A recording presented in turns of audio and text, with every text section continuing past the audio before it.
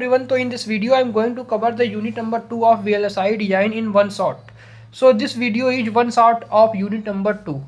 तो इस वीडियो में हम VLSI डिज़ाइन के यूनिट नंबर 2 को वन शॉट में कवर करने की कोशिश करेंगे। तो चलिए शुरुआत करते हैं बिना समय गंवाए हुए। सबसे पहले आते हैं इंटरकनेक्ट पैरामीटर क्या होते हैं, जैसे कि रजिस्टर और कैपेसिटर। ये क्या है, इंटरकनेक्ट पैरामीटर है। अब देखिए इंटरकनेक्ट क्या होता है। The wire use to providing the connection between the transistor that can be carried the information called interconnect. ऐसा वायर जो कि प्रोवाइड करे कनेक्शन बनाना बिटवीन द ट्रांजिस्टर के बीच में, उसी और वो क्या करे, कैरी करे सम इंफॉर्मेशन, उसी का नाम होता है इंटरकनेक्ट। यानी एक प्रकार का वायर जो कि कनेक्शन बनाए between the transistor that can carry the information, उसी का नाम होता है interconnect. It play a major role to performance of modern system. ये जो इंटरकनेक्ट होता है एक प्रकार का मेजर रोल प्ले करता है परफॉर्मेंस ऑफ मॉडर्न सिस्टम की।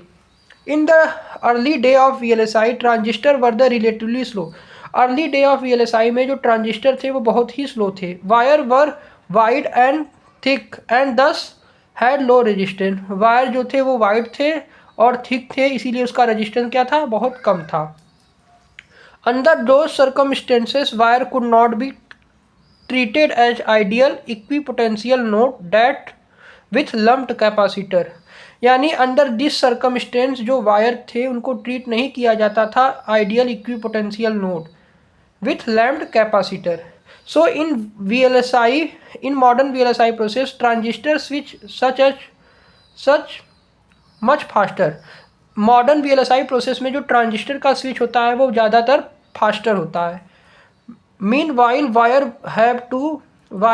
have become narrower, driving up their resistor to the point that is many signal path, the wire RC delay।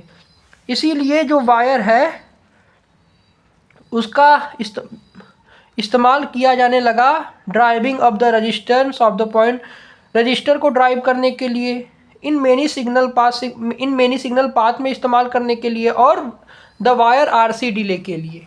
ठीक, यानी इंटरकनेक्ट अगर कोई क्वेश्चन पूछता तो इंटरकनेक्ट क्या होता है, तो आप ये बताएंगे कि एक वायर होता है जो कि इस्तेमाल किया जाता है प्रोवाइड करने के लिए कनेक्शन बिटवीन द ट्रांजिस्टर, और वो क्या करे, कुछ इंफॉर्मेशन को कैरी करे, उसी का नाम होता है इंटरकनेक्ट। ठीक, इन विथ आरसी डिले क्या लिखा था, एक्सीड गेट डिले, एक्सीड करता है इन RC delay exceed gate delay. Moreover the wire are packed very closely together then the coupling of their capacitor in their neighbour. यानी इसीलिए wire का इस्तेमाल किया जाता है जो कि क्लोजली टुगेदर हो, किससे, कपलिंग कैपेसिटर से और उसके नेबर से। तो इंटरकनेक्ट जो है वो 3 प्रकार के होते हैं, लोकल इंटरकनेक्ट, इंटरमीडिएट इंटरकनेक्ट और ग्लोबल इंटरकनेक्ट। ये बात आप जान जाइए। और वायर की ज्योमेट्री कुछ इस प्रकार से होती है, इंटरकनेक्ट की ज्योमेट्री। जैसे कभी कभी ये भी क्वेश्चन, मतलब कि इंटरकनेक्ट की ज्योमेट्री क्या होती है, तो एक पिच होता है जिसको W+S, ये देखिए पिच है, ये इंटरकनेक्ट है। एक्सपेक्ट रेशियो होता है जिसको हम T/W से रिप्रेजेंट करते हैं। उसी तरह ओल्ड प्रोसेसर में AR की वैल्यू <1 थी, मॉडर्न प्रोसेसर में AR की वैल्यू क्या है, > 2 है। Pack in many switch wave, ये देखिए वायर की ज्योमेट्री है। इंटरकनेक्ट की ज्योमेट्री कुछ इस प्रकार से होती है। इसमें एस्पेक्ट रेशियो क्या होता है, पिच क्या होता है। ओल्ड प्रोसेस में AR की वैल्यू <1 थी, मॉडर्न प्रोसेस में इसकी वैल्यू = 1 हो गई। इसी तरह पैक किया जाता है मेनी स्विमिंग वेव के लिए। एग्जाम्पल क्या है वायर ज्योमेट्री का, तो इंटर मेटल मास स्टैक इसका एग्जाम्पल है। ठीक, अब हम बात करते हैं इंटरकनेक्ट मॉडलिंग। इंटरकनेक्ट मॉडलिंग मतलब कि जैसे कि L मॉडल हो गया, पाई मॉडल क्या हो गया, ये सब।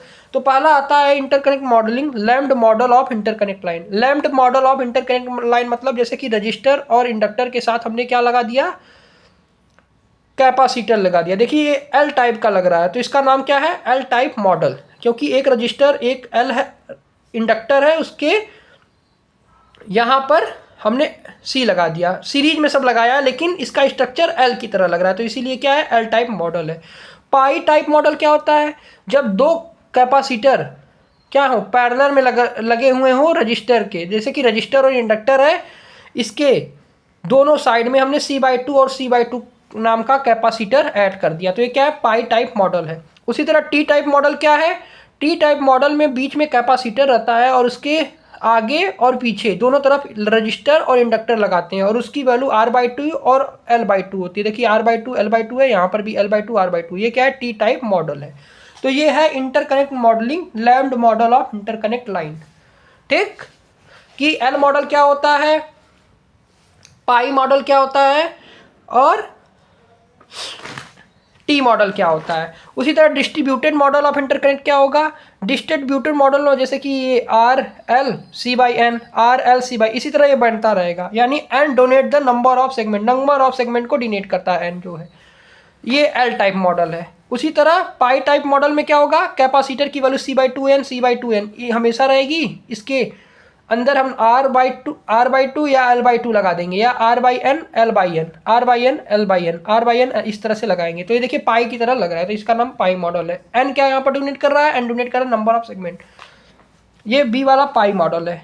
और सी वाला क्या है, सी वाला आपका 3 सेगमेंट पाई मॉडल है। थ्री ये वाला है R/2N L/2N, C/2N L/2N। तो ये क्या है, 3 segment pi model exhibit almost similar performance, less than 3% deviation to the L type network with 100 segment. तो इस तरह से कुछ प्रकार का मॉडल है कौन, 3 सेगमेंट पाई मॉडल। ये extended version of P type model है। ये किस कैटेगरी में आता है, तो ये distributed model of connection line में आता है। अब देखिए जो एल मॉडल है, consume more time and require larger area. L model जो होता है वो कंज्यूम करता है मोर टाइम और रिक्वायर करता है लार्जर एरिया। ठीक, equivalent to pi model, with respect to equivalent to pi model. वहीं यानी एल टाइप मॉडल जो होता है उसमें टाइम जो होता है वो ज़्यादा होता है और रिक्वायर करता है लार्जर एरिया, किसके रिस्पेक्ट में, पाई मॉडल के रिस्पेक्ट में। वहीं जो an error in pi model में जो क्या एरर होता है, is almost few percentage compare to T network have error up to 73%। यानी पाई मॉडल जो होता है उसमें एरर जो होता है वो कुछ परसेंट होता है कंपेयर टू टी नेटवर्क, जिसमें एरर अप टू 73% होता है। ठीक, जैसे कि propagation interconnect length versus propagation delay 32 nanometre technology node से अगर हम कंपेयर करें तो देखिए अगर 2000 माइक्रोमीटर में कंपेयर करें तो एल मॉडल में कितना होता है, propagation delay 2.46 nanosecond, T model में 1.65 नैनोसेकेंड और पाई मॉडल में 1.52 नैनोसेकेंड। यानी पाई मॉडल एक्सटेंडेड मॉडल है, सबसे बेहतरीन है। अब देखिए इम्पैक्ट ऑफ इंटरकनेक्ट पैरासाइटिक्स, क्या इम्पैक्ट होता है पैरासाइटिक, इंटरकनेक्ट पैरासाइटिक का।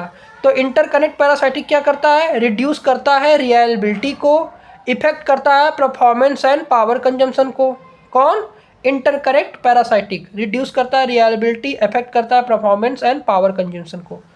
इंटरकनेक्ट पैरासाइटिक 3 प्रकार के होते हैं, register, inductor and capacitor. Register को हम लाइन या लाइन रजिस्टर स्कैटरिंग बोलते हैं। एक लाइन रजिस्टर होता है, एक रजिस्टर स्कैटरिंग रजिस्टर होता है जिसकी वैल्यू नैनोमीटर में होती है। एक होता है टनलिंग कंडक्शन, एक होता है कॉन्टैक्ट रजिस्टर, एक होता है quantum register. For nano material के इस्तेमाल करते हैं कौन, क्वांटम रजिस्टर। उसी तरह इंडक्टर की अगर हम टाइप करें, पार्ट करें तो देखिए हम क्या बात कर रहे हैं, इंटरकनेक्ट पैरासाइटिक की बात करें। 3 प्रकार का होता है, रजिस्टर, इंडक्टर और कैपेसिटर। तो रजिस्टर के पार्ट कुछ इस तरह से हैं। इंडक्टर की बात करें तो इंडक्टर में आता है magnetic inductance, kinetic induction and mutual inductance.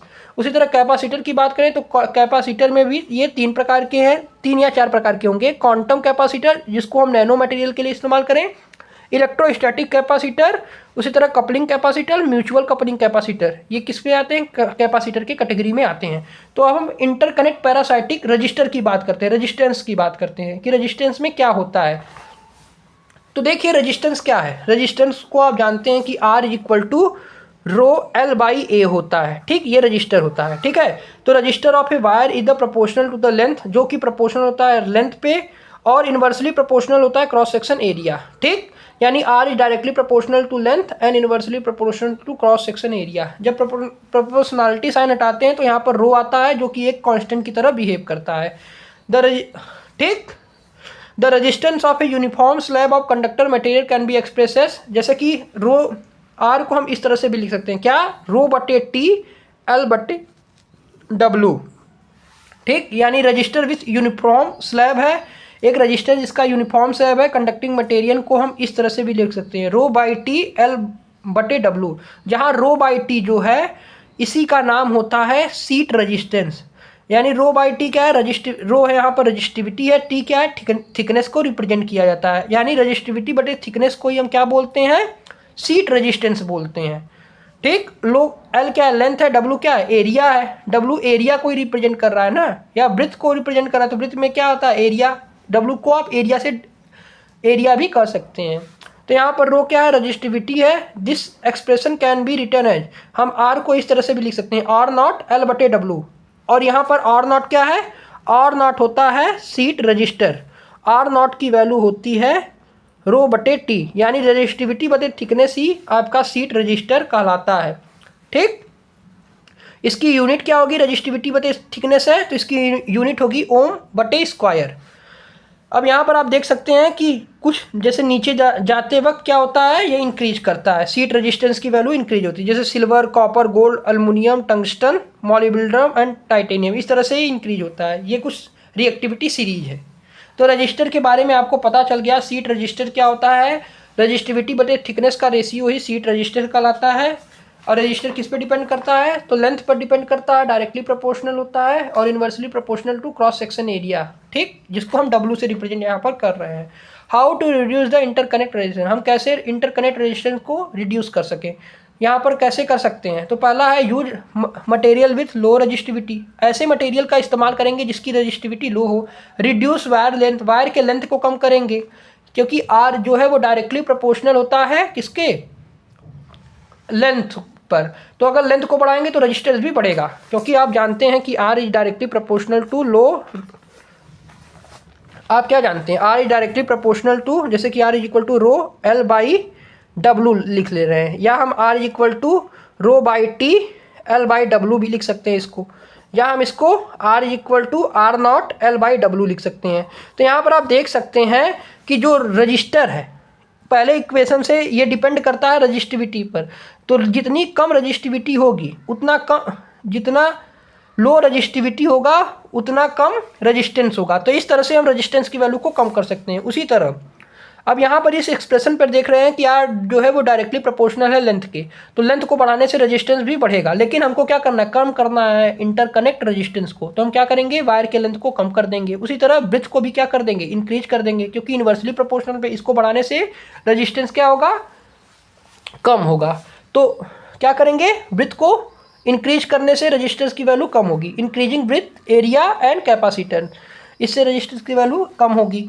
और अगर हम हाइट को इंक्रीज करेंगे तो उससे भी रजिस्टर की वैल्यू क्या होगी, कम होगी, इन्वर्सली प्रोपोर्शनल है। इंक्रीजिंग फ्रिंज कैपेसिटर, इसका मतलब हो गया providing biggest contact, use less, हम बिगेस्ट कॉन्टैक्ट को प्रोवाइड करेंगे, use metal instead of polysilicon even from short distance routing, हम मेटल का इस्तेमाल करेंगे इंस्टेड ऑफ पॉलीसिलिकॉन, जो कि शॉर्ट डिस्टेंस राउटिंग के लिए इस्तेमाल किया जाता है। Use salicide coating to the reduce polysilicon resistor, हम सेलिसाइड कोटिंग का इस्तेमाल करेंगे, क्यों, पॉलीसिलिकॉन रेजिस्टेंस को रिड्यूस करने के लिए।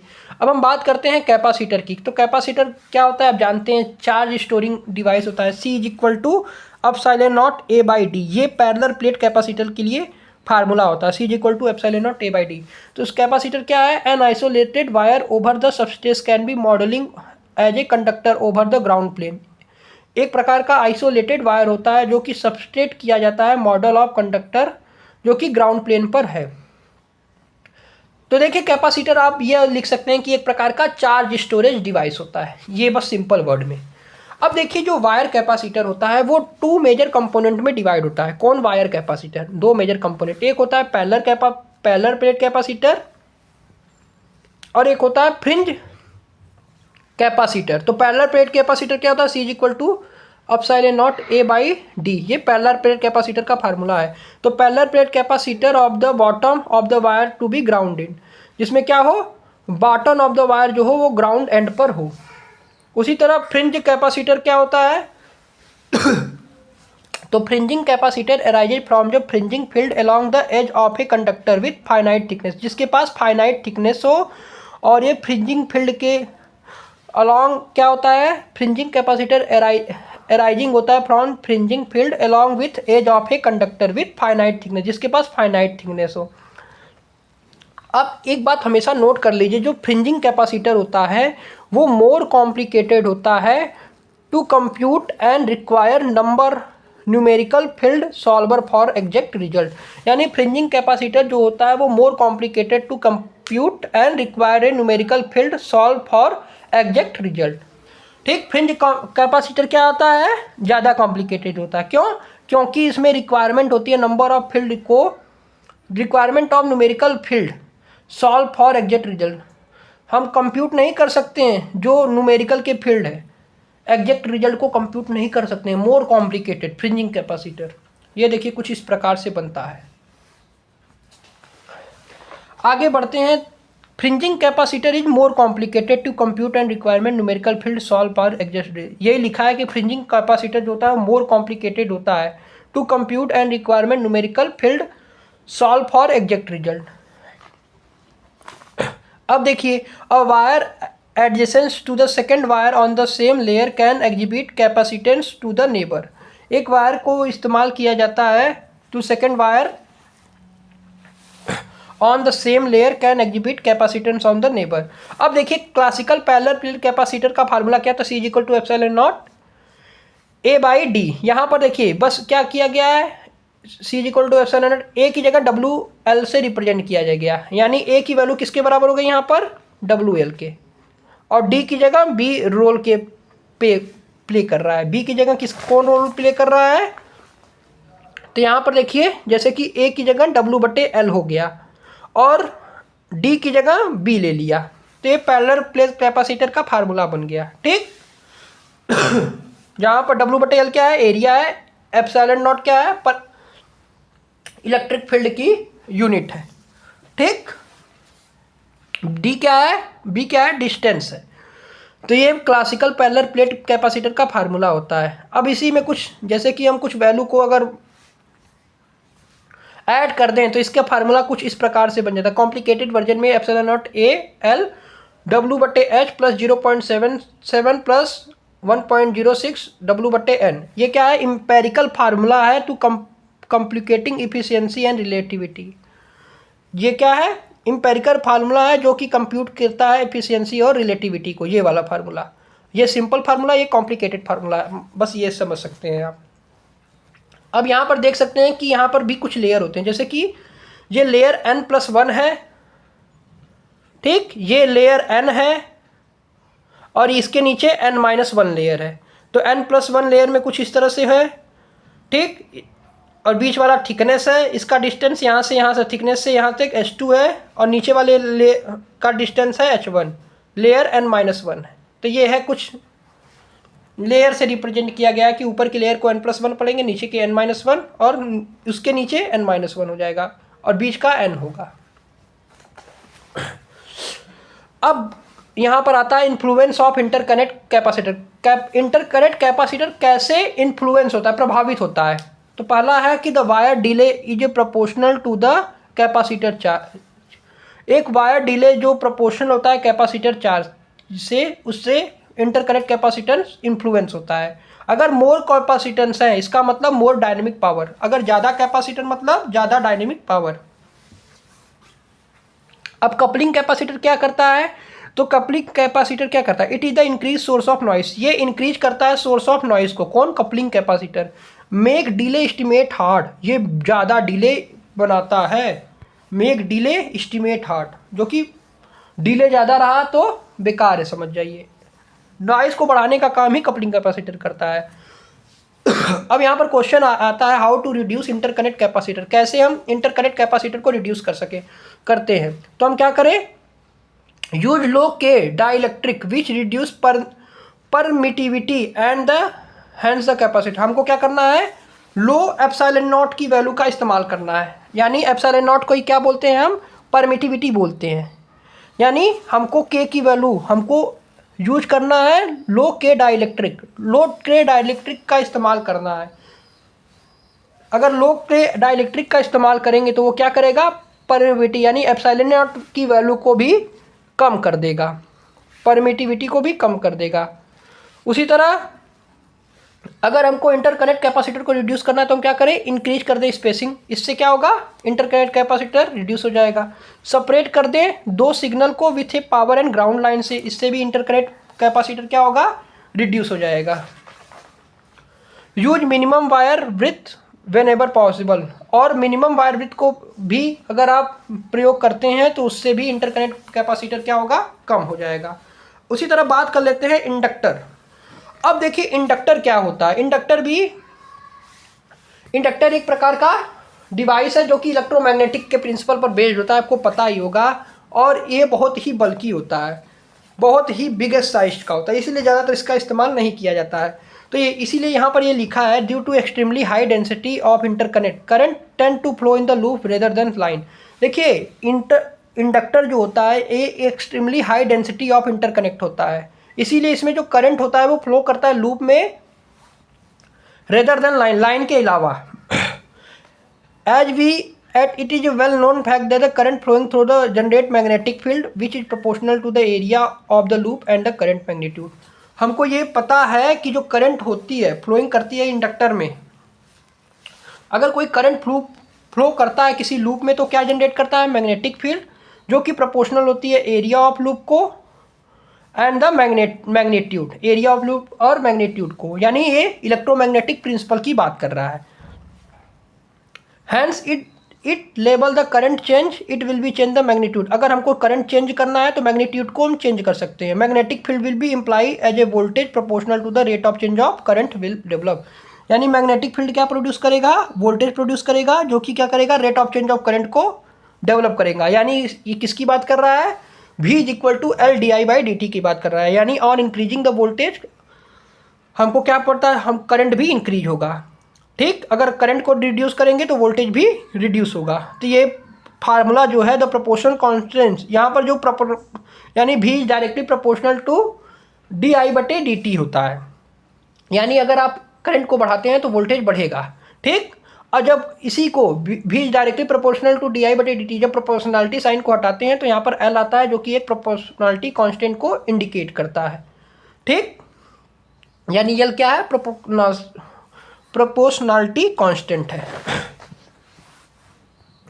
Calculation of inductor and its effect, कैसे हम कैलकुलेट करते हैं।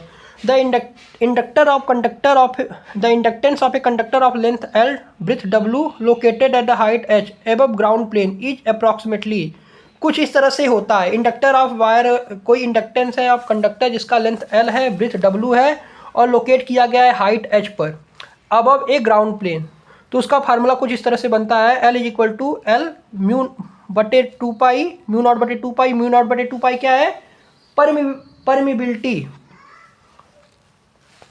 परमिटिविटी एक होता है ई नॉट, और म्यू नॉट क्या होता है, म्यू नॉट बटे 4 पाई होता है, पर म्यू नॉट होता है परमिबिलिटी। तो एल बटे एल इंटू म्यू नॉट बटे 2 पाई लॉग डेल्टा एच बटे डब्ल्यू प्लस ओमेगा बटे 4h, वेयर म्यू नॉट क्या है, मैग्नेटिक परमिबिलिटी बताया ना, ऑफ फ्री स्पेस, जिसकी वैल्यू होती है 4 पाई इंटू 10⁻⁷ हेनरी पर metre. The above equation assume that the W less than H and thickness is negligible। ये इक्वेशन तब बनेगा जब W की वैल्यू लेस देन H हो हाइट से और थिकनेस जो हो निग्लेजिबल हो। टिपिकली इंडक्टेंस वैल्यू और रेंज, जनरली इंडक्टर वैल्यू का रेंज कितना होता है, 0.15 से 1.5 pH प्लस माइक्रोमीटर होता है, depending on the proximity and the interconnect with the power and ground line, जो कि डिपेंड करता है proximity and interconnect with the power and ground line. अब देखिए inductance along with capacitance impact the following. Inductance उसके साथ capacitor वो किस पे इम्पैक्ट करते हैं, तो पहला है फ्लाइट टाइम, फ्लाइट टाइम पर ये इम्पैक्ट करते हैं। Flight time across the interconnect कौन इम्पैक्ट करता है, इंडक्टर एंड कैपेसिटर दोनों किस पे इम्पैक्ट करते हैं, किसको इम्पैक्ट करते हैं, फ्लाइट टाइम को। तो फ्लाइट टाइम क्या होता है, this is time taken to signal to transverse and interconnect, ये एक प्रकार का ऐसा टाइम होता है taken by signal to transfer the interconnect, इसी का नाम होता है फ्लाइट टाइम। इसको ये गिवन भाई होता है T is equal to L root में एल सी, जहाँ पर एल क्या है, इंटरकनेक्ट है, एल और सी क्या है, inductance and capacitance per unit length है। तो इस तरह से फ्लाइट टाइम को ये क्या करता है, क्या करेगा, इम्पैक्ट पहुंचाएगा। उसी तरह signal velocity across the interconnect, signal velocity across the interconnect का मतलब the velocity which is signal travel across the, ऐसा वेलोसिटी जिसमें सिग्नल ट्रेवल करे अक्रॉस द इंटरकनेक्ट, उसका नाम होता है सिग्नल वेलोसिटी। इसकी वैल्यू होती है v is equal to 1/√L, root में एल सी। ठीक, इसको हम v से रिप्रेजेंट करते हैं जिसकी वैल्यू 1/√LC होती है। इसकी वैल्यू 1/√अंडर रूट में epsilon naught EX plus mu under root में epsilon naught x into mu naught, जिसकी वैल्यू C/3.9 आती है, जहाँ पर EX नॉट क्या है, dielectric permittivity of gate oxide है, और C क्या है यहाँ पर, स्पीड ऑफ लाइट है। तो इस तरह से V की वैल्यू आती है। ठीक, यहाँ पर सब लिखा है। उसी तरह इंडक्टिव क्रॉस टॉक क्या होता है, इंडक्टिव क्रॉस टॉक पर भी इम्पैक्ट करते हैं कौन, इंडक्टर एंड कैपेसिटर। तो इंडक्टिव क्रॉस टॉक की बात करते हैं तो यह कह सकते हैं changing magnetic field turn produce current in the other loop. अगर हम कहीं मैग्नेटिक फील्ड को चेंज करते हैं तो वो क्या करता है, प्रोड्यूस करता है करंट को दूसरे लूप में। Hence signal on the one wire can inductively couple on to another, इसीलिए जो सिग्नल होता है, सिग्नल ऑफ वन वायर, किसी एक वायर का सिग्नल जो होता है वो इंडक्टिवली कपल होता है अनदर से, इसी का नाम होता है इंडक्टिव क्रॉस टॉक, इसी का नाम होता है इंडक्टिव क्रॉस टॉक। उसी तरह बात करते हैं स्क्रीन इफेक्ट क्या होता है, स्किन इफेक्ट। स्किन इफेक्ट मतलब जब चार्ज आपके सरफेस पर क्या होने लगे, फ्लो करने लगे, यही होता है स्किन इफेक्ट। तो पढ़ के बता देता हूँ अभी मैं कि स्किन इफेक्ट क्या होता है। मैंने अपने सिंपल वर्ड में आपको बता दिया कि जब चार्ज आपके सरफेस पे फ्लो होने लगे तो वही होता है स्किन इफेक्ट को काज करता है। तो स्किन इफेक्ट क्या होता है, it is well known fact that the current prefer to flow along the path of low impedance. हमको पता है कि जो करंट है वो लो इम्पीडेंस के पाथ पर फ्लो करता है। At high frequency the net impedance Z equal to R+J omega L is dominate by inductance. लेकिन हाई फ्रीक्वेंसी पे जो Z की वैल्यू होती है वो क्या होती है, डोमिनेट करने लगती है इंडक्टेंस से। In order to minimise inductance current tend to flow near the surface of conductor. इसीलिए हमको अगर मिनिमाइज करना है इंडक्टेंस करंट को, in order to minimise inductance current tend to flow near the surface of conductor, यानी जब current flow करने लगे सरफेस ऑफ कंडक्टर तो वही होता है skin effect. This is known as skin effect.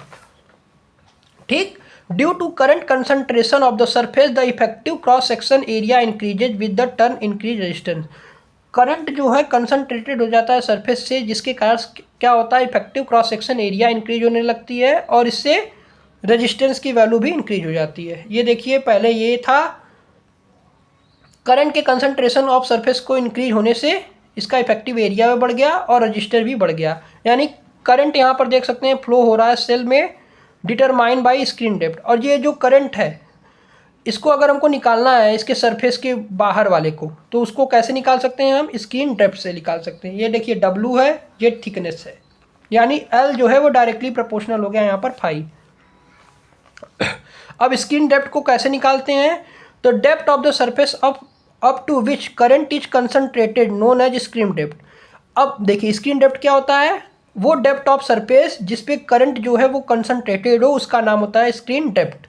And given the following equation, और इसका फॉलोइंग होता है, स्क्रीन डेप्थ का फार्मूला होता है, डेल्टा से रिप्रेजेंट किया गया है। ठीक, स्क्रीन डेप्थ को देखिए इस तरह से, इस वाले सिंबल से रिप्रेजेंट किया गया है, डेल्टा नहीं है, कुछ और सिंबल है। इसको कोई भी सिंबल इस्तेमाल कर सकते हैं। तो ये वाला सिंबल है रूट में 2/L/W/μ, जहाँ पर 2 और 2μ/W इंटू म्यू, ये क्या है, ये स्क्रीन डेप्थ का निकालने का फार्मूला है। W से या डेल्टा से ही मान सकते हो कि स्क्रीन डेप्थ को रिप्रेजेंट किया गया। रो क्या है यहाँ पर, रजिस्टिविटी है। म्यू क्या है, मैग्नेटिक परमिबिलिटी ऑफ डाइलेक्ट्रिक है। W क्या है, फ्रीक्वेंसी है। यहाँ पर W किसका रोल प्ले कर रहा है, frequency associated with edge of conductor को रिप्रेजेंट करता है। और W की वैल्यू निकालने के लिए क्या इस्तेमाल करेंगे फार्मूला, तो उसकी वैल्यू निकालने के लिए फार्मूला इस्तेमाल करेंगे 2π/8.65 TR। यानी frequency associated with the edge. अगर हमको W की वैल्यू निकालना है तो उसके लिए फार्मूला इस्तेमाल करेंगे 2π/8.65 TRF, जहाँ पर TRF क्या है, एवरेज। TRF की एवरेज वैल्यू 20 से 80% होती है, जो कि राइज और फॉल टाइम को इंडिकेट करता है। जैसे क्वेश्चन पूछ रहा है, determine the screen depth of a copper wire in a chip with 20 PS edge rate, consider air is dielectric. जैसे मान लीजिए कि आपको रो की वैल्यू दिया है 2.2 इंटू 10 टू द पावर, जिसमें आपको रो की वैल्यू को यूज करना है, जिसकी value 2.2 into 10 to the power -8 ohm per metre, ओम पर मिनट इनवर्स मीटर दिया है। तो आप सबसे पहले फ्रीक्वेंसी निकालेंगे, जिसकी वैल्यू होगी W is equal to 2π/8.65 TR। 2π लिख दिया, 8.65 लिख दिया, 20 PS यहाँ पर लिख देंगे, तो इसकी W की वैल्यू आ जाएगी 3.6 इंटू 10⁻10 रेडियन पर सेकेंड। स्क्रीन डेप्थ निकालेंगे डेल्टा से, इसकी वैल्यू हो जाएगी √2 ρ/WL। यहाँ पर रो की जगह रख देंगे 2.2 इंटू 10⁸8, W की जगह 3.6 इंटू 10⁻10, म्यू की जगह 4π इंटू 10⁻7। तो स्क्रीन डेप्थ की वैल्यू आ जाएगी 0.99 माइक्रोमीटर। ठीक, तो ये था स्क्रीन डेप्थ पर बेस्ड न्यूमेरिकल। अब हम बात करते हैं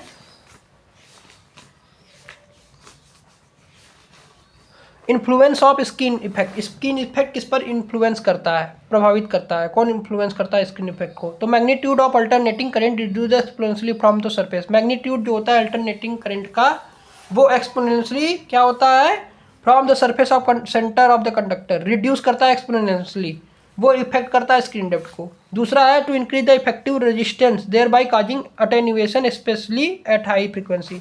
अगर हम इंक्रीज कर देते हैं इफेक्टिव रेजिस्टेंस को, तो वो काज करता है अटेन्यूएशन को हाई फ्रीक्वेंसी पर। RF एंटीना का इस्तेमाल करते हैं, make use for skin effect by using hollow copper tube. RF antenna का इस्तेमाल करते हैं स्किन इफेक्ट के लिए, क्यों? By using hollow copper tube with silver, since most of the current is concentrated near the surface, क्योंकि बहुत से करंट जो है वो कंसंट्रेटेड किए गए हैं near the surface. Skin effect also work in the favour of steel wire with copper cladding. Skin effect किस पर वर्क करता है? Spring effect also work on the favour of steel wire with copper cladding पे। Steel enhance tensile strength and majority current flow through copper which is better electric conductor than steel. यानी steel जो होता है उसमें tensile strength ज़्यादा होता है और मेजॉरिटी करंट फ्लो करते हैं through copper due to screen effect, जो कि which is better electric conductivity than steel, जो कि क्या होता है, जो कॉपर होता है is better electric conductor than steel होता है। ठीक है, अब हम आगे बढ़ते हैं। अब बात करते हैं लैम्ब्ड RC मॉडल क्या होता है। तो लैम्ब्ड RC मॉडल की बात करें तो interconnect increase circuit delay due to inheritance capacitance. और इंटरकनेक्ट इंक्रीज होता है सर्किट के डिले से, क्योंकि इनहेरिट कैपेसिटर और रजिस्टर के कारण। The lumped RC model of a wire is simplest model. ये क्या होता है? सिंपलेस्ट मॉडल होता है। It simplified take the entire wire as a single time constant RC circuit and as a combination of ideal wire with the simple resistance R wire and capacitance C, including connection at the end of ideal wire। यानी lambda RC model आप simplest model कह सकते हैं। इसमें हम क्या करते हैं, इसमें देखिए लैम्ब्ड RC मॉडल में हम एक वोल्टेज अप्लाई करते हैं, ठीक, और एक आइडियल वायर को कंसीडर करते हैं, और एक R वायर लेते हैं और एक C वायर लेते हैं। इनको कनेक्ट कर देते हैं, कैसे?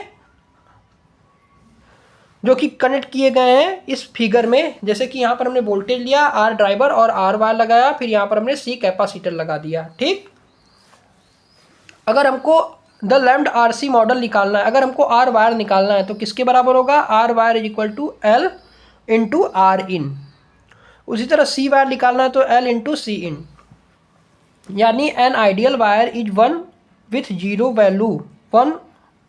वैल्यू ऑफ रेजिस्टेंस एंड, जिसके पास 1 और 0 वैल्यू हो विथ रेजिस्टेंस एंड कैपेसिटर। यहाँ पर टाइम कांस्टेंट टाउ निकालने के लिए कौन सा फार्मूला इस्तेमाल करेंगे? R driver into R wire into C wire, ये टाइम कांस्टेंट निकालने के लिए प्रयोग करेंगे। यानी tau is equal to R driver into R wire into C wire, इससे टाइम कांस्टेंट निकलेगा टाउ। यानी प्रोपोगेशन डिले, अगर 50% टाइम कांस्टेंट का प्रोपोगेशन डिले निकालना तो कितनी वैल्यू इसकी होगी 0.69 टाउ। यानी 0.69 टाउ की value R driver plus R wire into C wire. ठीक, उसी तरह अगर हमको 90% राइज एंड फॉल टाइम निकालना है तो क्या होगा इसकी वैल्यू 2.t टाउ। यानी 2.2 R wire plus R driver into C wire, इससे 90% ऑफ डिले मिलेगा। उसी तरह डिस्ट्रीब्यूटेड आरसी मॉडल क्या है? डिस्ट्रीब्यूटेड आरसी मॉडल जो होता है cascading simple RC network consider a set of segment register and segment capacitor, जिसमें हम क्या करते हैं रजिस्टर और कैपेसिटर्स को क्या करते हैं कास्केड करते हैं। तो ये डिस्ट्रीब्यूटेड आरसी मॉडल का कुछ डायग्राम है। अब इसमें टोटल डिले कैसे निकालते हैं? तो टोटल डिले निकालेंगे तो यहाँ पर टोटल टी की वैल्यू जब निकालेंगे तो इसकी वैल्यू आती है 1/2 R wire into C wire, किसमें डिस्ट्रीब्यूटेड आरसी मॉडल में। यहाँ पर देखिए कैसे निकाला गया है। अब समय कम है इसीलिए इस वन शॉट का वीडियो है, तो इसमें बस हम मेन चीज़ पढ़ेंगे। यानी अगर हमको टी निकालना है तो इसकी वैल्यू हो जाएगी 1/2 R wire into C wire. अगर आपको एक्चुअल डिले बताना है कि कितना हुआ डिस्ट्रीब्यूटेड मॉडल में, तो एक्चुअल डिले इसमें 0.38 R wire into C wire के बराबर होगा।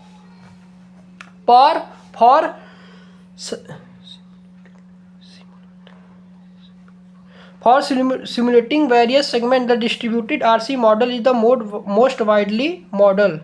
ये क्या है? मोस्ट वाइडली यूज मॉडल होता है। इसमें हम एल मॉडल का इस्तेमाल कर सकते हैं, पाई मॉडल और टी मॉडल का इस्तेमाल कर सकते हैं। किसमें? Distributed RC model. आरसी मतलब रजिस्टर और कैपेसिटर रहेगा, किसमें? कास्केडिंग में। ठीक, और इसमें अगर आपको टी निकालना है, टोटल डिले निकालना है, तो किसके बराबर होगा 1/2 R wire into C wire. कैसे निकला है? अब इसके लिए समय कम है तो आप ये देखकर कर सकते हैं। देखिए यहाँ पर एल मॉडल, पाई मॉडल और टी मॉडल दिया है। आरसी मॉडल है तो यहाँ पर केवल आर और सी ही रहेंगे। अब यहाँ पर एल की कोई योगदान नहीं है। ठीक, अब हम बात करते हैं ट्रांजिएंट रिस्पॉन्स। अब ट्रांजिएंट रिस्पॉन्स क्या बताता है कि every circuit including an integrated circuit है कैपेसिटेंस। एवरी सर्किट जो होता है इंटीग्रेटेड सर्किट के पास क्या होता है? कैपेसिटेंस होता है। Time taken while charging and discharging of a capacitor introduce delay. अगर कोई time taken by charging and discharging of capacitor क्या प्रोड्यूस करता है? डिले प्रोड्यूस करता है किसी भी सर्किट में। Delay can be computed by defining the physical mode of circuit. Delay को हम कैसे कंप्यूट कर सकते हैं? By defining the physical mode of circuit. This is following the definition of differential equation for the output which is a function of input voltage as well as delay of time. ये क्या होता है? This is the follow by the definition of differential equation for the output voltage which is the function of input voltage as well as time.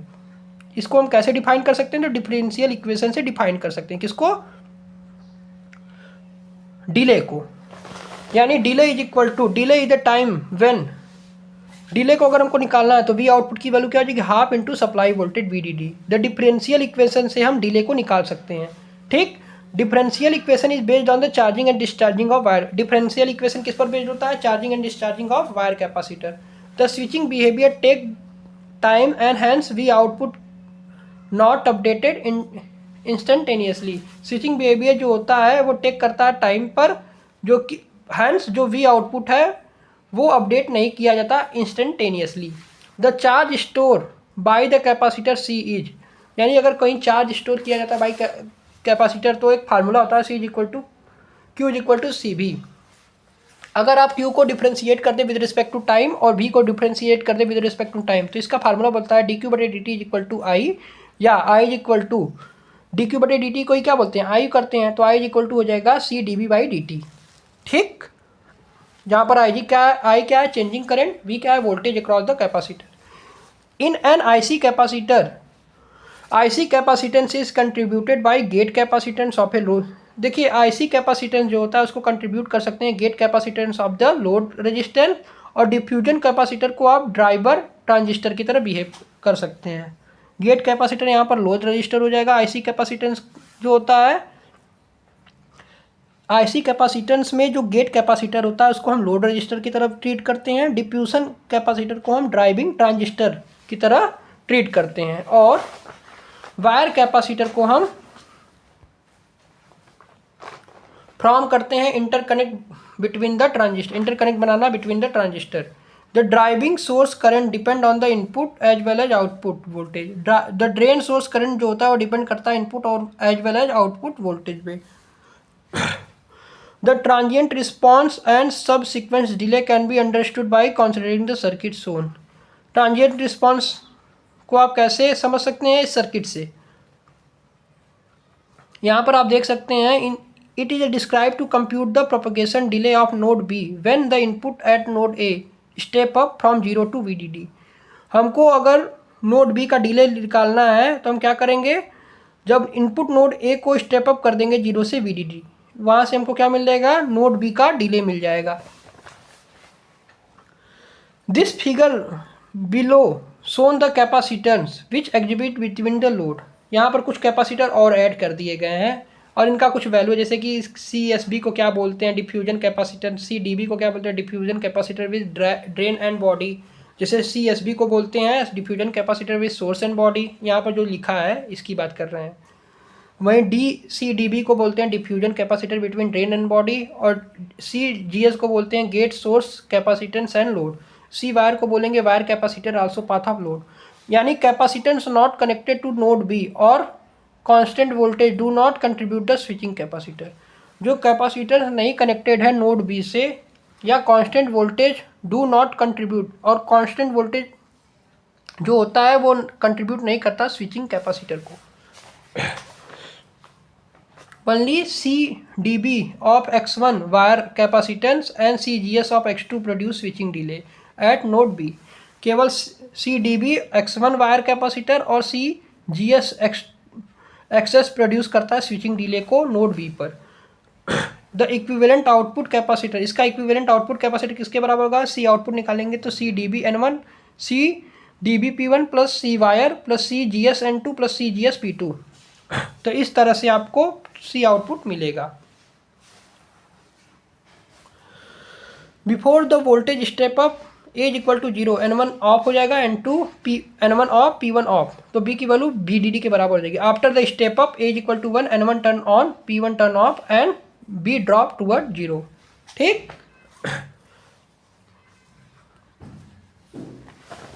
और rate of change of V output to at node B depend किस पर करेगा, output capacitor पर, on the current through HN1। C output VD output बटे VT is equal to minus IDNS। The current IDNS depend on the whether N1 in is the linear और saturation है, जिसमें IDN किस पे होगा, linear या weather N1 इन, जिसमें N1 क्या होगा, लीनियर या सेचुरेशन रीजन में होगा। The gate of VDD of the source at 0, the drain is the at V output, thus VGS is equal to VD and VDS is equal to V output। Initially VDS is equal to VDD greater than VGS minus VT, so N1 is saturation। जब ये condition होगा तो N1 क्या होगा, saturation में होगा। उसी तरह जब V output fall VDD minus VT, N1 enter the linear region, तब N1 लीनियर रीजन में आ जाएगा। Has the differential equation governing the this equation, ये इक्वेशन है डिफरेंशियल इक्वेशन को आप इसको रीड करेंगे। तो इस तरह से ट्रांजिएंट रिस्पांस को आप कैलकुलेट करेंगे। ठीक है, अब कभी कभी क्वेश्चन पूछता है लॉजिकल एफर्ट पाथ क्या होता है। तो लॉजिकल एफर्ट पाथ क्या है, designer after need to choose the faster circuit topology, gate size and parasitic logic function of the estimate the delay of the function. यानी देखिए लॉजिकल डिले में आप यह समझ सकते हैं कि डिजाइनर ने क्या किया, कुछ चूज किया फास्टर सर्किट और टोपोलॉजी को, ठीक, फॉर ए पैरासाइटिक लॉजिक, जो कि एस्टिमेट कर दें डिले ऑफ द डिजाइनर को। तो लीनियर डिले मॉडल होता है और एक होता है इलेक्ट्रिक एफर्ट। तो लीनियर डिले मॉडल क्या बताता है, it allow to designer to quickly estimate the best number of stage for a path. Linear delay model आपको यह बताता है कि बेस्ट, डिजाइनर को ये बताता है कि क्विकली एस्टिमेट करे बेस्ट नंबर ऑफ स्टेज और पाथ को। The minimum possible delay for the given topology and the gate size also that achieve this delay. यानी क्या हो, मिनिमम पॉसिबल डिले हो। लीनियर डिले मॉडल में डिजाइनर का ये मकसद है कि वो मिनिमम पॉसिबल डिले बनाए और गेट साइज का इस्तेमाल करे जो अचीव करे दिस डिले को। यानी यहाँ पर आप देख सकते हैं G1, G2, G3 इस तरह से डिले हुआ। यानी यहाँ पर G की वैल्यू 1 है, G2 की वैल्यू 5/2, G3 की वैल्यू 4.3, G4 की वैल्यू 1। यानी जिस फिगर से हमको यह पता चल रहा है कि logical and electrical effect of each stage is multi stage path as the function of size of each stage.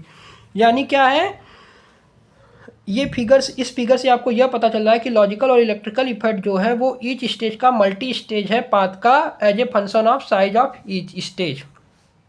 The path of interact shown that the logical effect is size.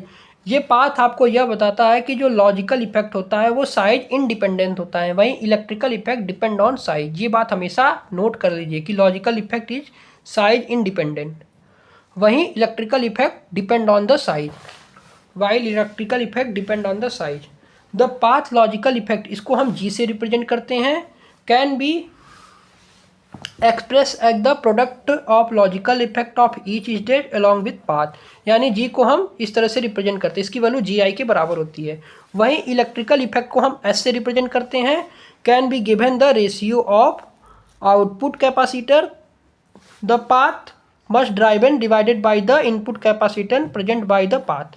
यानी अगर हमको H यानी electrical effect path निकालना है तो इसकी value C output path बटे C in path होगी। The path effect F is the product of stage effect of each path. तो पाथ इफेक्ट जो होगा F वो क्या होगा, प्रोडक्ट होगा each stage effect of each path. यानी पाथ इफेक्ट जो होगा वो क्या होगा, logical effect into electrical effect, दोनों का मल्टीप्लिकेशन होगा। As it is already known that the stage effect of A single stage, यानी F is equal to G into H, जहाँ पर G क्या है, G है आपका लॉजिकल इफेक्ट पाथ, H क्या है इलेक्ट्रिकल इफेक्ट पाथ। तो यूजिंग दिस एनालॉगी G की वैल्यू हो जाएगी, F की वैल्यू हो जाएगी GI इंटू HI। ठीक, the path logical effect G, जैसे कि इस क्वेश्चन में कैसे G की वैल्यू और F की वैल्यू कैलकुलेट करते हैं। जैसे कि यहाँ पर देख सकते हैं कि यहाँ पर 15, 15, 19, 19 दिया है। तो अगर हमको H2 की वैल्यू कैलकुलेट करना है तो H2 कैसे कैलकुलेट करेंगे, इससे आएगा जो कि डिपेंड करे पाथ पर। तो इसकी वैल्यू क्या आ जाएगी, 19 डिवाइडेड बाई 15। यहाँ से H2 की वैल्यू आ जाएगी कितना, 6।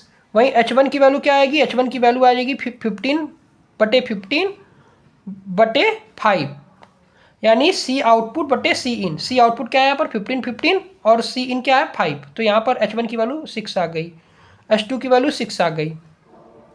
उसी तरह G1 G2 की वैल्यू क्या है, तो G1 G2 की वैल्यू यहाँ पर दिया है कि logical path effect G is equal to G1 into 1 1, और इलेक्ट्रिकल इफेक्ट पाथ जो है वो H की वैल्यू 90 बटे 5, इसकी वैल्यू 18 है। So effect delay stage effect F is equal to G into H होता है, तो 1 इंटू 18 करेंगे तो 18 आएगा।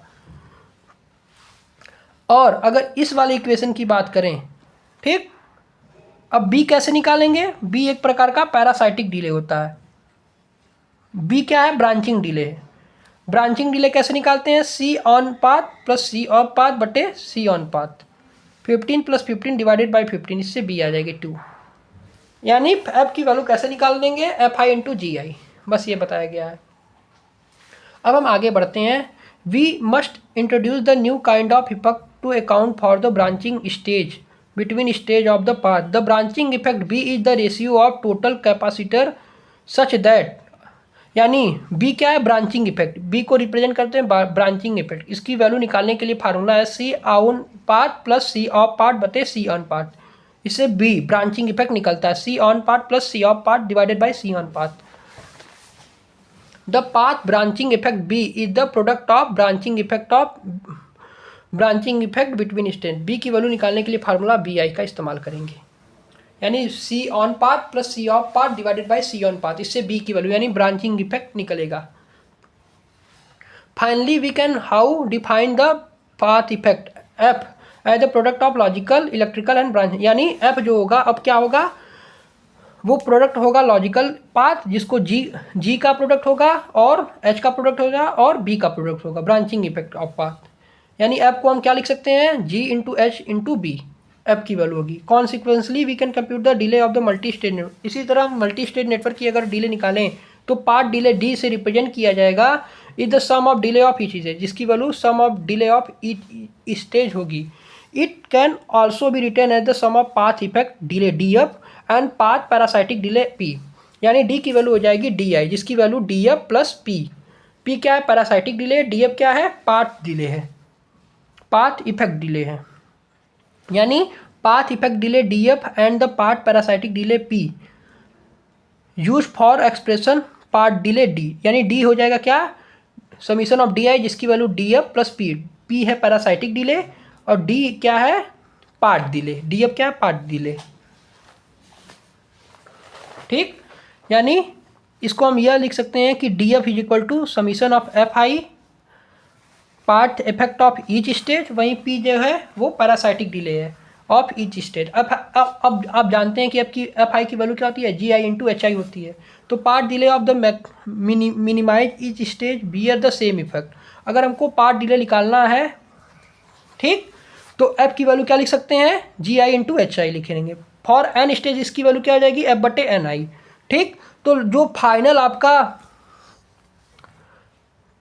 आपका जो मिनिमम पॉसिबल डिले आएगा, ये एक्सप्रेशन डिराइव करने के लिए आता है। तो देखिए कैसे कैसे कर कर हमने लॉजिकल इफेक्ट से इलेक्ट्रिकल इफेक्ट, पहले हमने पाथ, जैसे कि फाइनल पाथ को निकाला एफ से, जिसकी वैल्यू होती है वो क्या होती है, जी आई इंटू एच आई। फिर उसके बाद हमने पैरासाइटिक को भी उसमें मल्टीप्लाई कर दिया। पैरासाइटिक के बाद उसमें डिले आ गया, डी एफ से रिप्रेजेंट किया। डी एफ की वैल्यू निकालने के लिए समीशन ऑफ एफ आई का इस्तेमाल करेंगे। तो डी एफ की वैल्यू किसके बराबर होती है, डी की वैल्यू होती है डी एफ, डी की वैल्यू बराबर होती है D F into plus P I, D F plus P, जहाँ पर डी एफ की वैल्यू समीशन ऑफ एफ आई से निकालते हैं, जहाँ पर एफ आई रिप्रेजेंट करता है path effect of each stage. और पाथ इफेक्ट को कैसे निकालते हैं, जी आई इंटू एच आई। ठीक, अगर एन स्टेज है तो इसकी वैल्यू एफ बटे वन बटे एन आ जाएगी। ठीक, तो अगर हमको मिनिमम पॉसिबल डिले निकालना है तो इसको हम कैसे निकाल सकते हैं, D is equal to N F बटे एन प्लस पी, जहाँ पर एन एफ बटे वन बाई एन क्या है, लीनियर डिले मॉडल है, पी क्या है, पैरासाइटिक डिले है। तो ये फाइनल एक्सप्रेशन है डिले का। ठीक, ये है फाइनल एक्सप्रेशन ऑफ डिले। अब एक ही टॉपिक आपका बचा है, लॉजिकल पार्ट डिले आएगा तो आप ये बताएंगे जरूर, और इसका डेरिवेशन आता है, मैंने कैसे कराया है अब आपको समझ में आ गया होगा। अब स्केलिंग की बात कर लेते हैं। तो स्केलिंग क्या होता है, area of silicon chip reduce at every technology node enhance the fabrication. हम क्या करना चाहते हैं, स्केलिंग का मतलब कुछ स्केल करना चाहते हैं, तो हम क्या करते हैं, एरिया ऑफ सिलिकॉन चिप को हम जानते हैं कि रिड्यूस करते हैं एवरी टेक्नोलॉजी पर। ठीक, historically there is 30% improvement of circuit density every 2 to 5 year. Moore law हमको क्या बताता है कि 30% इंप्रूवमेंट होती है सर्किट की प्रत्येक 2 से 3 ईयर में। Constant down scaling of a transistor dimensionally result the performance improvement such as rapid switching. देखिए जो डाउन स्केलिंग होता है वो क्या करता है, कांस्टेंट डाउन स्केलिंग जो होता है वो परफॉर्मेंस को इम्प्रूव करता है, such as rapid switching, reduce power consuming and economical manufacturing को क्या करता है, ये इम्प्रूव करता है। However further scaling cause several fabrication challenges, noise and reliability. इस और कभी कभी क्या होता है, स्केलिंग जो होता है वो कुछ इशू भी कॉज करते हैं, जैसे कि नॉइस और reliability issue. Therefore the designer need to take care of all the chip. इसीलिए डिजाइनर को आवश्यकता होती है कि सभी चिप का टेक केयर करे, performance aspect before executing for the future product. ठीक, तो स्केलिंग क्या है, तो देखिए scaling of a metal oxide semiconductor each categorize into 3 part. अगर स्केलिंग आएगा तो आप ये बताएंगे कि स्केल करना, किसी चीज़ को परफॉर्मेंस को इंक्रीज करना, स्विचिंग बिहेवियर को इंक्रीज करना, स्विचिंग बिहेवियर को आपको क्या करना, इंप्रूव करना, रैपिड स्विचिंग करना, पावर कंजम्पशन को कम करना। इसके लिए हम स्केलिंग का इस्तेमाल करते हैं। अब कभी कभी क्वेश्चन पूछता है कि वेरियस टाइप ऑफ स्केलिंग को रिप्रेजेंट कीजिए, तो आप ये बताएंगे कि scaling of metal oxide semiconductor field effect transistor जो है वो 3 टाइप में कैटेगराइज होता है। एक होता है कांस्टेंट वोल्टेज स्केलिंग, एक होता है कांस्टेंट फील्ड स्केलिंग, एक होता है लेटरल स्केलिंग। ठीक, तो इनकी अभी हम बात करेंगे। उससे पहले हम इसको रीड कर लेते हैं, फिर इसके बाद हम कांस्टेंट वोल्टेज, कांस्टेंट फील्ड और लेटरल स्केलिंग को पढ़ लेते हैं। तो dominant model is used for scaling in first order of constant field MOS technology. यानी देखिए, आपको अगर स्केलिंग करनी है तो उसके लिए आपको metal oxide field effect transistor का ही इस्तेमाल करना पड़ेगा। स्केलिंग करने से क्या होता है? Scaling of a transistor involve scaling the critical MOS by the factor S whilst maintenance the character of the MOS device. Scaling parameter देखिए, स्केलिंग पैरामीटर क्या करता है? मेंटेनेंस करता है करेक्टरिस्टिक ऑफ मॉस डिवाइस को। अब देखिए, स्केलिंग के कुछ पैरामीटर होते हैं, जैसे कि इंटायर डायमेंशन होते हैं, जिसमें पहला होता है what are the scaling parameter. कितने मतलब स्केलिंग पैरामीटर क्या होता है? तो पहला है इंटायर डायमेंशन, जो कि एक्स वाई जेड तीनों डायरेक्शन में होता है। एक होता है वोल्टेज लेवल ऑफ डिवाइस, एक होता है डोपिंग कंसंट्रेशन डेंसिटी। तो इस तरह से आप, ये है स्केलिंग के पैरामीटर। अब हम बात करते हैं कांस्टेंट वोल्टेज स्केलिंग। ठीक, कांस्टेंट वोल्टेज स्केलिंग क्या होता है? ये भी इंपॉर्टेंट क्वेश्चन है। देखिए, कांस्टेंट वोल्टेज स्केलिंग में क्या होता है,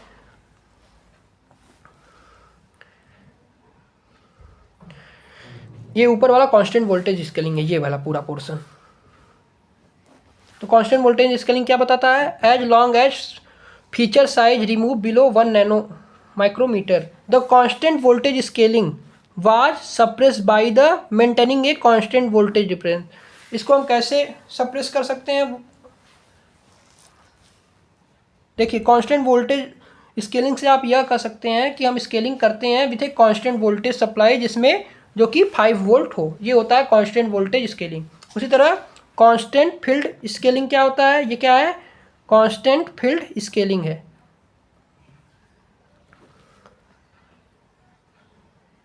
तो कांस्टेंट फील्ड स्केलिंग क्या होता है? कांस्टेंट फील्ड स्केलिंग से आप यह समझ सकते हैं, in the contract constant field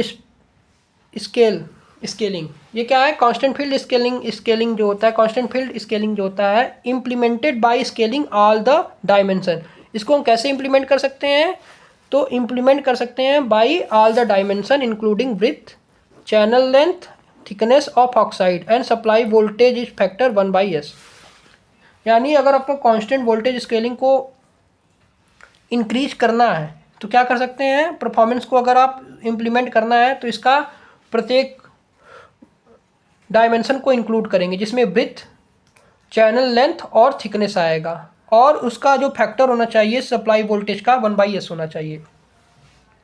वहीं लेटरल स्केलिंग क्या होता है? तो लेटरल स्केलिंग में हम क्या करते हैं? Is use by scaling the channel gate length, जिसमें हम चैनल के गेट लेंथ का इस्तेमाल करते हैं, केवल चैनल के गेट लेंथ को ही इस्तेमाल करेंगे। While other dimension voltage and doping concentration limit unaltered, केवल इसमें चैनल के लेंथ को ही स्केल करेंगे, बाकी बचे हुए डायमेंशन जैसे कि वोल्टेज, डोपिंग कंसंट्रेशन लेवल और डोपिंग कंसंट्रेशन और अदर डायमेंशन जो होंगे वो रिमेन अनअल्टर्ड, मतलब चेंज नहीं करेंगे। This is the commonly called gate string. इसी को हम गेट स्ट्रिंग बोलते हैं। तो देखिए, ये डायग्राम है impact of scaling of the feature size. कुछ फीचर साइज में क्या इम्पैक्ट पड़ा स्केलिंग का, जैसे कि फीचर साइज है यहाँ पर, जैसे कि 2065 में कैसा था, 2017 में कैसा था, 2010 में कैसा था। ये स्केलिंग का डायग्राम है। तो यहाँ पर आपका यूनिट नंबर 2 पूरा कंप्लीट होता है। पूरा 1 आवर का ये वीडियो है। आई होप ये वीडियो आपको पसंद आया होगा। पूरा स्केलिंग पढ़ा दिया, ट्रांजिएंट रिस्पॉन्स करा दिया, लॉजिकल इफेक्ट पार्ट को कैसे कैलकुलेट करते हैं, यहाँ तक कि various type of interconnect parameter को भी करा दिया है। मिलते हैं नेक्स्ट वीडियो में, तब तक के लिए good bye, thanks for watching this video.